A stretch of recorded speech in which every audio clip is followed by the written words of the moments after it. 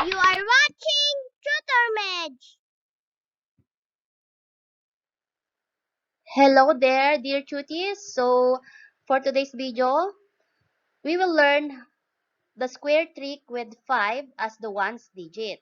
Okay? So, ano ba itong sinasabing square trick na to?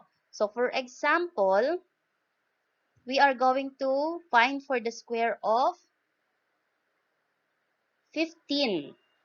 Yan, square natin yung 15.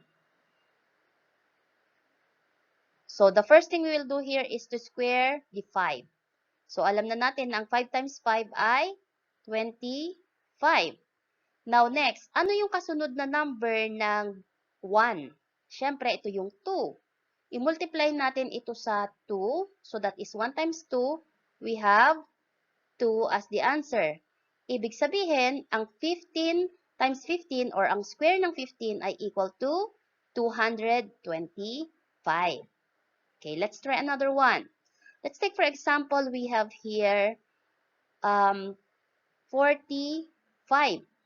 Yan. Hanapin natin yung square ng 45. So, still, 25 na yung nandito sa last kasi square natin yung 5 dito. Next, anong kasunod na number ng 4? That is 5. So, if we are going to multiply 4 times 5, we got 20. So, ibig sabihin, ang sagot sa square of 45 is 2025. Okay, so let's try another one. So, let us square 75. Oh. So, what is now the square of 25? That is still 25, of course. Now, anong kasunod na number ni 7? That is 8. So, let us multiply 7 times 8. That is 56. Therefore, the square of 75 is 5,625. Now, it's your turn. Try natin kung masasagot ninyo. What will be the square of 85? Okay, you may pause the video and then answer.